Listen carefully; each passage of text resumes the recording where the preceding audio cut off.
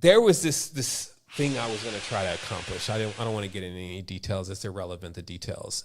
And I was going for this accomplishment, and it wasn't happening. I couldn't get it to happen.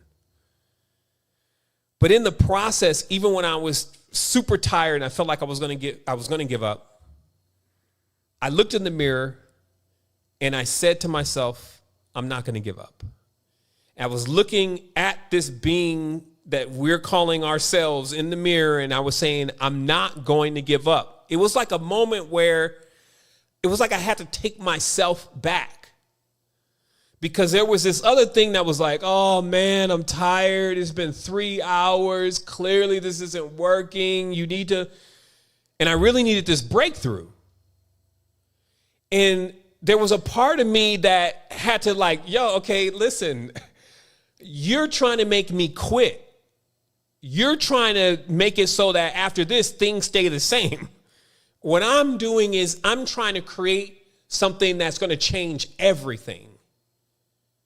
And I'm not going to give up on that. So I had to show up for myself. And that's what I want to tell you to start this off this evening on my side of things, is that you can't give up on yourself in all of this. All the stuff that you see going on and you're like, oh my goodness, now this, and now I got to have a shot. Now I can't go here anymore. Now my money, and now this, and you can feel like you're getting overwhelmed, but man, you got to look, this is what I was saying before, that even when you're coming from a certain type of upbringing, you start learning how never to give up. Like when they count you out, when they say that you could never go there, you could never enjoy this, you could never buy that. You start gaining this ability to be able to say, I'm not accepting that. I'm going to get it some way in shape or form. So it's that same energy. However, it's not always, it's using wisdom with that energy, because many of us have tapped into that energy earlier in life, and that's become the rebel energy, and it's been rather destructive towards things. It's like that process where you feel like you're just going to stay an infinite neophyte and just kind of make up your own rules as you go before you hit really one of those adept walls, and then you're humbled by the whole process, and then now you realize that there's an order to things, and then so there's that. And so I wanted to make sure that you still understand that you're responsible for coming back in on this. And the more you can keep lighting resplendent and getting excited about coming into the space, which is what I'm doing. I'm letting you know a little bit more about what goes on in the space. I'm reminding you again, hey, this is what's going on in the space. So don't let Earth's electromagnetic illusionary film distract you from what's going on beyond this, right? Like right behind the scenes. Once again, don't let Earth's electromagnetic illusionary film, which operates like a GUI over a program. It's like when you're using Twitter or you're using Instagram, that is all just code. And then over the top of it, they put this thing called the GUI. So the world that you're living in, this is the GUI. Under it is the code. And we encourage you to look at the code sometime. Like they were looking at the Matrix, and Buddy was watching the Matrix through the code, not through the actual pictures of what's going on. And because we can see certain things in the code, and it will give us a greater insight, but because on the other side, it doesn't look that way. Okay? So I'm looking at history, her story. I'm taking it on as, okay, I'm on Earth. Here's the story so far. I'm playing Matlock, investigator, like what is happening here? What is going on? And I'm looking at identifying the primordial energies and whether or not I can solidify that there is another life form here on the planet with us. Now, remember, this is not the whole conversation today, but it was something that still was in the pipeline. And I'm like, we need to clarify here about this other life form living here on the planet. I'm not even talking about the reptilian today. Some of y'all thinking that we're going to go into the reptilian conversation. That's not what I'm going to talk about here today. And the reason why I think this is so instrumental, though, is beyond just the proof that there's another life form here. It's like the whole ramifications of it. Just a step back. Once again, no one's talking about the other life form. It's not inside of any of the books. As far as, our normal curriculum and things like that, where they talk about this force, it's kind of eviscerated through esoteric teaching. So, there's little pieces of it going on, but especially if you're a part of different traditions, you would never put all the pieces together. And that's what I was saying about religions. Religions naturally have this opposition to each other because they're elemental. So you be having fire religions trying to mix with water religions, and we know that doesn't happen. That doesn't work. But the knowledge of the fire religion and the knowledge of the water religion, let's say, is only still 50% of the knowledge. And the potential or the possibility of one of these forces ever coming into the awareness of the other one's knowledge is minuscule because they're so busy fighting and beefing all the time. When they haven't even, you wouldn't even, you just as one element. So imagine 3 more. So we come back to this ancient story about this tower once again, and I'm positive at this point that this tower is a reference to the creation of the elemental, the 4 elements, and then aether. So this is like, even the human bodies are in that design now, but the human bodies weren't the first ones to take on this particular design. The design is phi. And this design, it works like a spiral, and it basically builds up this tower. And I'm telling you, this is what they're calling the Tower of Babel. And then they're trying to bring it into like a physical aspect of things and give you a physical war with God and all this kind of stuff. And then you just lose the trail from there. But if you know what the symbolism is, it actually says something quite interesting, and it shows a whole story about really what I feel like are the 2 forces that are the most dominant here in the planet right now. And so once again, this is an awareness that there's a script that says that humanity, if you may, or the beings that were in existence were working together and they were building this tower. Now, it's very clear that nothing is formed without the elements, fire, earth, wind, water. So if there's going to be anything working together and building together, it's going to be the elements and whatever they stand for. It's also noted that they're speaking a similar language, or at least they understand each other. This actually says in our lives today, when you have fire people and you're a water person, or when you have different elements coming at you and you feel like you can't really stay in that space, it's saying that back then they figured out how to stay in the space. They figured out transitory things that allow all the elements to actually to be together. Okay. And in this process, in this spiraling up, I believe, again, this is the state. And then what it said is that then something came and disturbed that state, meaning that there was some type of conflict or some kind of situation that happened, and then all of a sudden that state broke. Now, let's just look at a little bit of symbolism here so that way we can kind of see how, because this is like 3,000 years ago or way more. And so how they explain things is going to be totally different than how we talk now. It's just like trying to talk to your youngsters these days, and they're like, yo, what's up with the swag?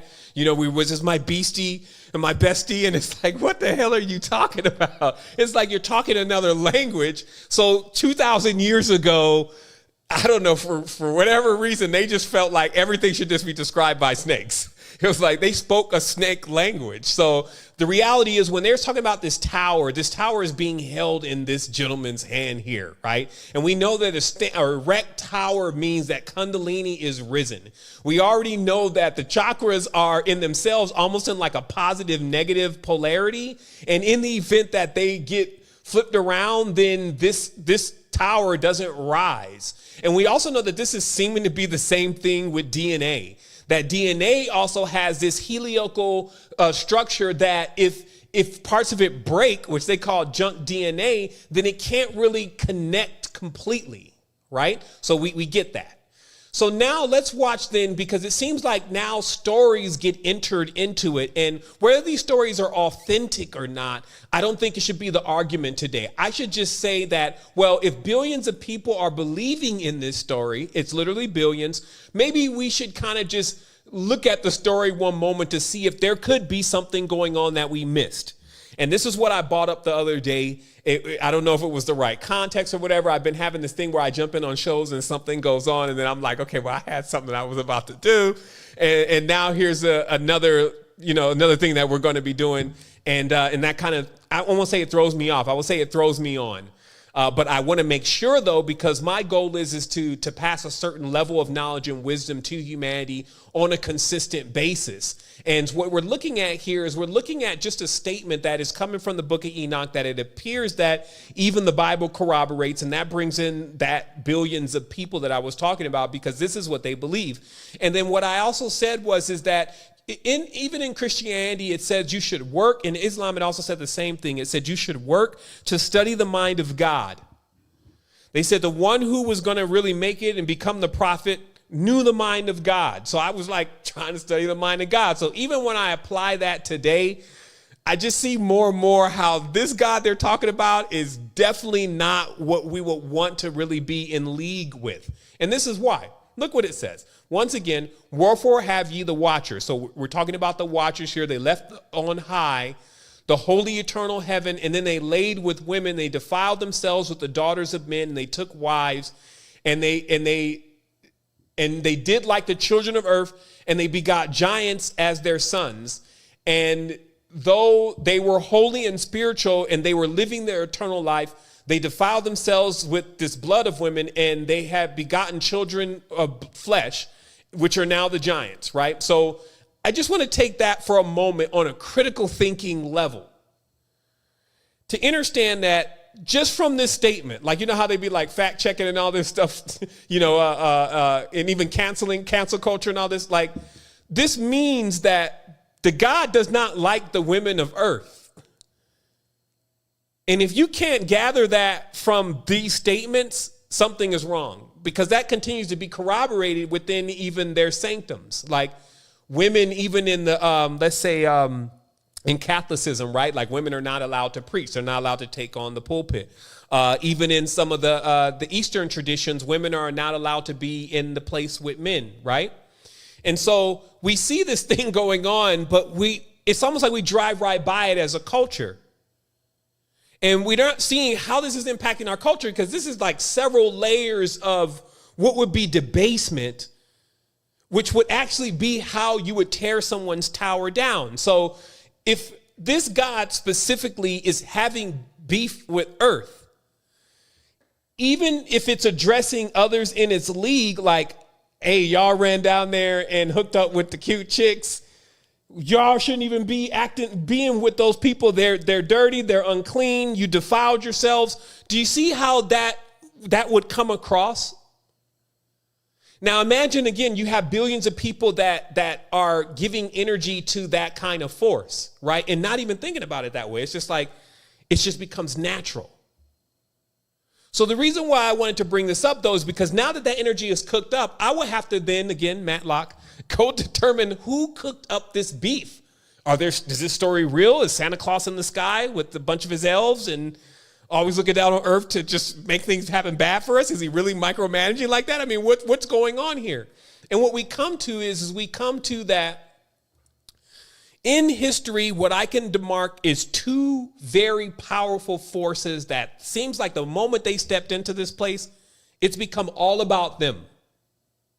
So less about us and whatever projection we were in inside of the nature's womb and all of what Maya and Gaia and all the rest of the illusionary Venusian goddesses were creating for us, and the Pleiadian wombs of full spectrum rainbow of nothing but orgasmic swoon, right? So that was one time, and then now enters two gods, which I believe personally are Allah and Alalu, also known as Jupiter and Saturn, right? Jupiter and Saturn. Because if you notice, like, just as just history and her story, we see that the Romans were Jupiterians, okay? So a lot of times, even when we're looking at the United States and we're like, yeah, they're Satanists. Because Satan is Saturn alien, right? So it's supposed to be Saturn. However, the Romans were Jupiterians. And if you know who Deus Pater is, even Jehovah, you know that that's Jupiter. That's not Saturn. But in the esoteric books, it seems like they go hand in hand, because that's what confusion of language is. It's just like to take your puzzle and just mix it all up so that you don't know what's going on. But those who are initiated in the mysteries and know the codes and the symbolism, they know, okay, this is the Jupiter versus Saturn, just like Allah and Alalu in the Sumerian text, they were two kings, even though they're also women. They actually are androgynous, and I'm going to explain this here in a moment. We're always in this back and forth with each other about just different principles. Some say that this started on Orion, this beef between these two particular gods. And I'm calling it beef because they are bull gods.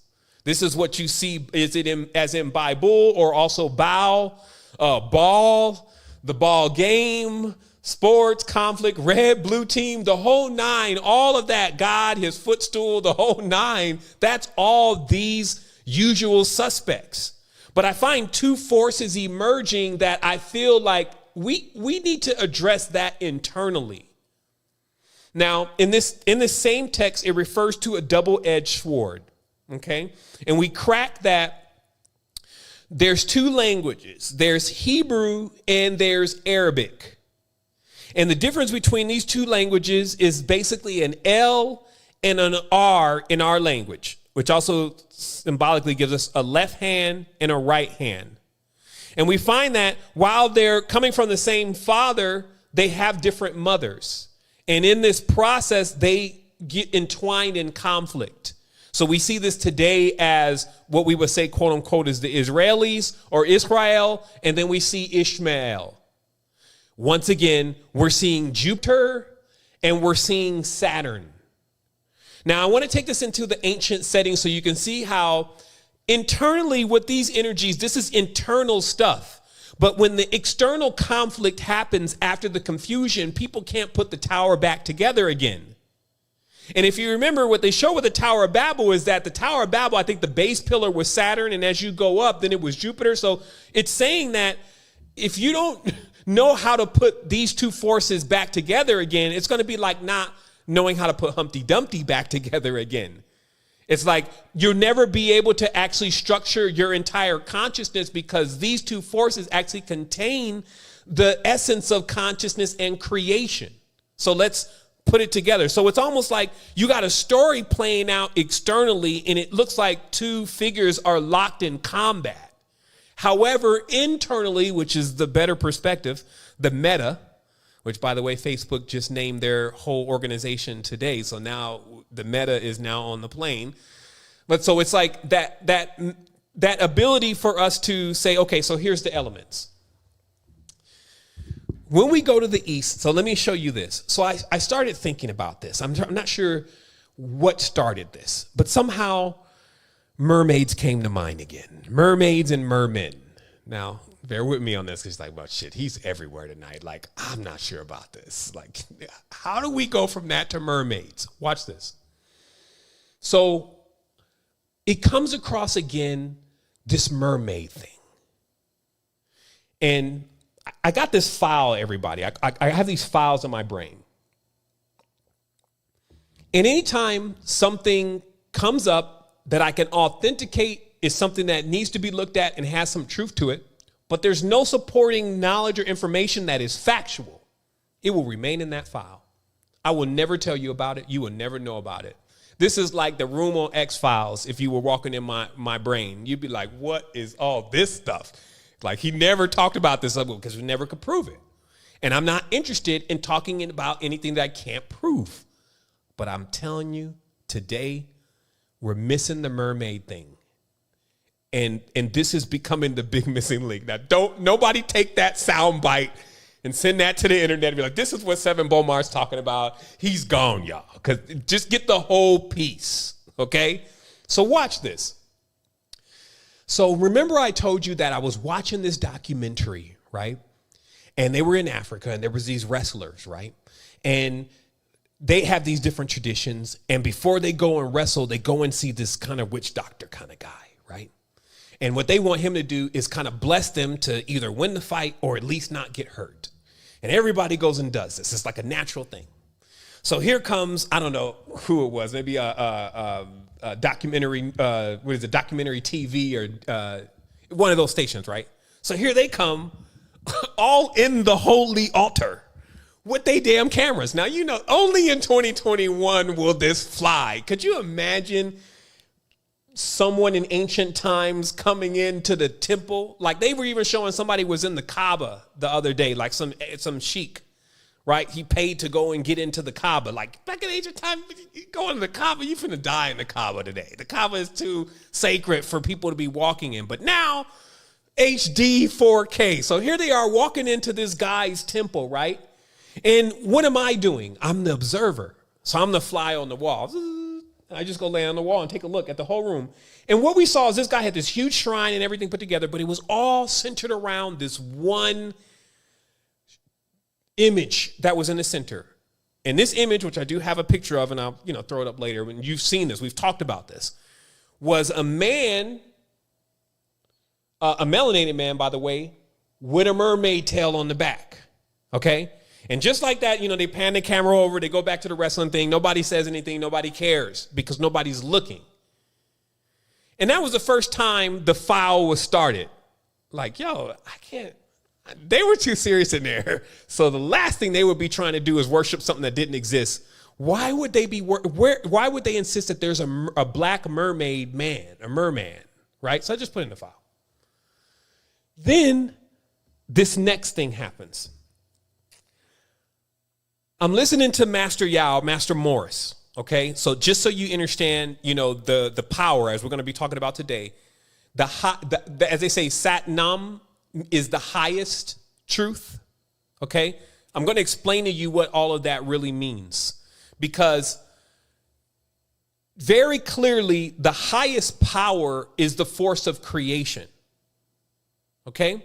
So the second time that I ran into this, and just give me a moment here. I just got to shake myself out. I got to prove mermaids now. This is not just like, but this is an important key. But give me a moment on this.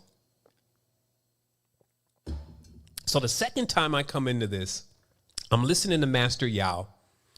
And as I said to you before, all of these other powers about manifestation, they're only 25% tops of the power. Like, so let me clarify this. These manifestation techniques that are being taught, such as The Secret and these kind of things like visualizing what you want, they will always still be, if you wanted to give it a number, only about 25% as powerful as Tantra or what is known as, let's say, sex magic. Okay? This is Kundalini orgasmic creation force. Okay? And I'm being I'm being super generous when I say 25%. Okay? This power manifests, and we're going to get into this piece by piece. I just got to find my way into this. So the reason why I'm listening to Master Yao, because somebody had texted me, because we were on the show and someone asked me about Tantra energy, something like that, men's sexual energy, something. And the only recommendation that I could really give the brother was to listen to Master Yao and to understand that we have this force, but this force is also very dangerous. And that what he does is he at least has figured out how a male and a female can utilize these powers harmonically with themselves as couples. He doesn't teach singles. We also know that there's another person that's known as the Tantric mongoose who also has this power. And this power even allows him to basically throw women into an orgasm by just looking at them, right? Because his auric field is massive around his body. We also know in the East that this is known, that when you cultivate the energetic field around your body, you're actually able to interact with other people's energetic field when they're around you, because your energetic field is massively developed. And the way that field develops is through the tantric principles, which is basically, whether it's through breathing and beginning to structure or build your consciousness, there's a force that is actually building up inside of you that is beginning to formulate and create something, or i.e. build a tower. Okay, so let me try to clarify this once again, go at this another angle. I remembered Master Yao about this guy's situation, so I told him about it, and then he sent us a text through intercom and said, or another guy that was listening sent us a text through intercom and said, hey, I've done some interviews with Master Yao, check them out. And I hadn't heard these interviews yet. So I'm listening to this interview and I'm kind of skipping through it. I'm actually in the shower. I'm just trying to get all my knowledge in, it's only 24 hours in a day.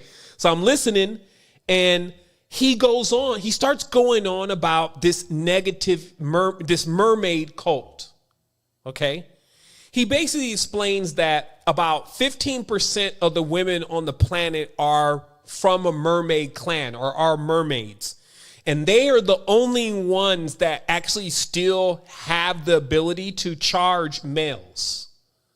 Okay, so he's explaining that basically that on the highest levels, we're not talking about the petty stuff, the PlayStation, Facebook, Instagram. We're not talking about this stuff. We're talking about other worlds here now. We're just on the real setting of things. The way the male and the female is actually configured, the male is initiated into a certain level of power through the female. But the female has to understand how to utilize or how to activate that power within herself. And she kind of serves as like a launch pad for a male going into a space that she's basically sending him into.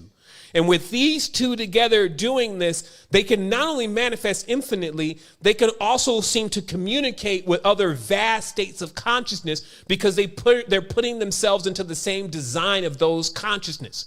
And the reason why we generally by ourselves cannot actually communicate is because we have a dualistic framework. We actually speak good, evil. When these beings, they don't communicate in that tongue, they speak unity. And so when a man and a woman are unified, they actually activate a certain energy that gives them the thrust to get into these spaces. And then in that space, that's actually where they're able to interface and interact. Now, why do we know that? Well, not only is it all over the ancient teachings, but we have to turn it 180 degrees for a moment because sometimes we're living in those kind of worlds to see it and how it kind of is playing out in our reality today to confirm it. We know that the last esoteric revival happening in the Western world ended with the revelations of Aleister Crowley.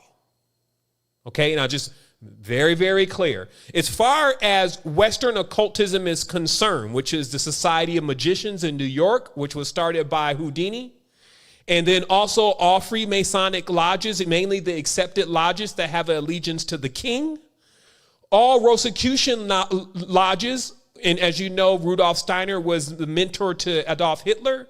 So, and we also know the Brotherhood of Hong, 888. So, which is also a triad. So all across the world, there's an occult group of, if you want to say, sorcerers. And their grandest revelation of spiritual power centers around what we know to be dark Tantra. Okay, so this is in conclusion of Aleister Crowley, OTO, McGregor Mathers, Madame Blavatsky's, all of their work.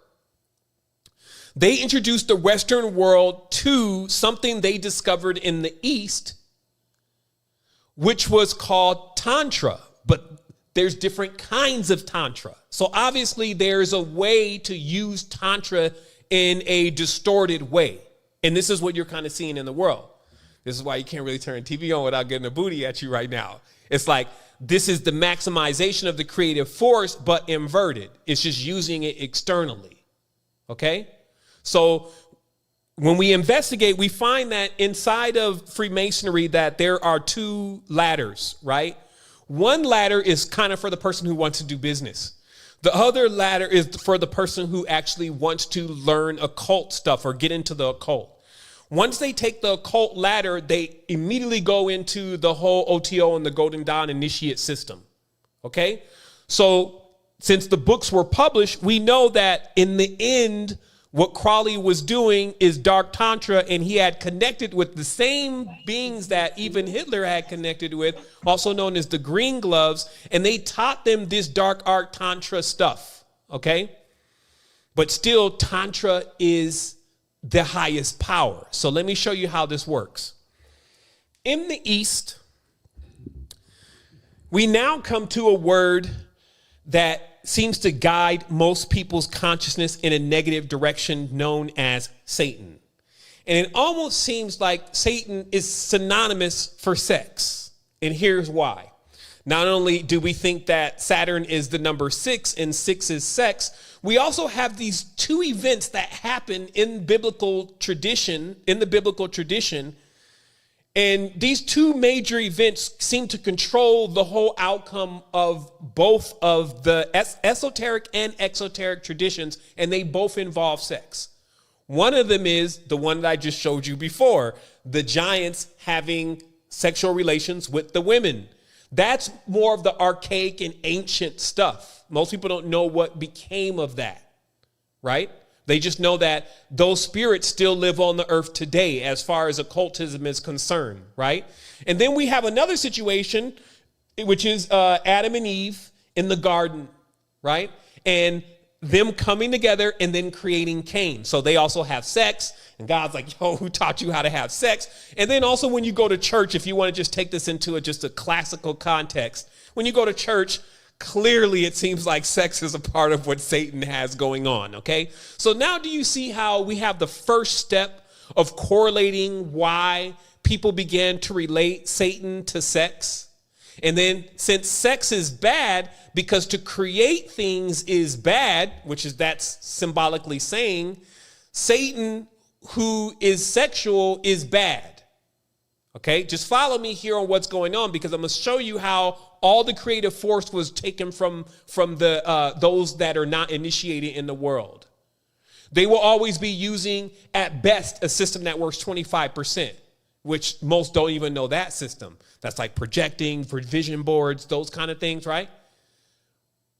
But as far as the highest truth, they would never come to the highest truth, because the highest truth has been brought to them as something demonic and devilish, but with a reason. It's not even like you can really argue about this, because this is where it's all like a mature realm. It's an adept realm. So let's keep going with it. So we have this word sat then. So it's like, well, let's break it down, because this is how I pulled apart the entire mermaid clan and all the rest of what's going on. So this word sat, we find in different settings.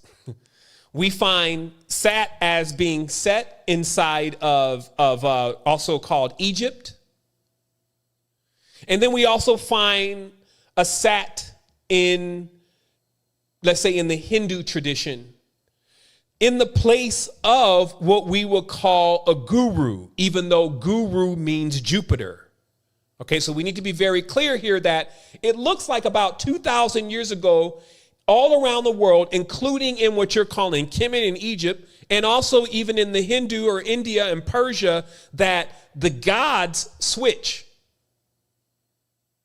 And now you have so in the day, and let me show you this. So back in the day, as we've already uncovered, if you went into Persia, also called India, you will find that the most illustrious beings there were actually the Naga, right? And we find that the Naga is in the pattern of like a hooded cobra, right? We even found out that the Naga or the Nagus is the whole story of the Messiah, and the one that, is going to raise itself again and come back and save the people, which is the Dune story and every other Christian story. But we find that its origins are way more archaic. And this is why there's often this mention of this serpent on this rod, which later on becomes Jesus on the cross, right? So what we've been able to decode is very specifically that in the East, now we're only looking at this just from the books that we've kind of read and the information that is present and the things that we practice. But there's a much more deeper way. There's something that's going on even further back, and it's just the awareness of the code in the etymology. We find that this word sat means highest truth. So of course, inside of the new traditions, the highest truth is the most evil thing, because after all, the new traditions are not trying to get anyone into truth. Then we have as let's say this is how we know. So we can imagine then in this ancient setting that you have people that are learning this certain kind of knowledge about creation, how to create, how to use this power almost like a ship, because remember, this folds space-time. And they start calling it Tan or Tantra. So we have the word sat, which was clearly the name of the system. And we have the word Tan, which we know the word Tan actually is a reference directly to snake. So the word tan means snake. Tan is also the word that we use when we get into the sun and we let our body become darkened by the sun, because it's giving us what? Vitamin D. Now that's a sexual reference now, because when you're receiving D, you see what I mean? It's like it's embedding or it's penetrating you. So do you see why in the sanctum, immature people, immature states of mind can never really go far in the process of creation, just from the simple fact that even a dummy could tell you, if they were using common sense, that the highest force of creation would be exactly how we create? Because when we create, we have sex and we create things with that. Now, again, that seems, again, so obvious, but when we realize that, one, like for a male specifically, they say the male has to learn how to separate his orgasm from his ejaculation, because they're not the same thing. So it's like with our consciousness, and this is the last thing on this is what I wanted to say, especially for a male, look how these mysteries are distorted now. So now when you come into this negative Saturnalian culture, it kind of comes out as cowboys. They shoot from the hip. So watch this. So let me show how male's energy was completely externalized and made into something that kills, not gives life. So in the Western, these cowboys, they shoot from the hip. So we see a cowboy, he wears a hat, and this hat is symbolic to Saturn, right? Are you following me? This hat with the ring on the hat is symbolic to Saturn. That every occultist knows that, okay? So also on his hip, he's got this L. This is a gun. The gun is shaped like an L. Inside of the gun, he has this bullet, but this bullet is made of lead. Lead is the element of Saturn. So what it's saying is that what a man is a man, or the masculine force. Because remember, we have a divine feminine, divine masculine inside of us. So the man, masculine force, shoots from the hip. So this means in the center of your body, you have basically it's an electron gun. That's what it is. And wherever you want to go, you can shoot yourself into that direction.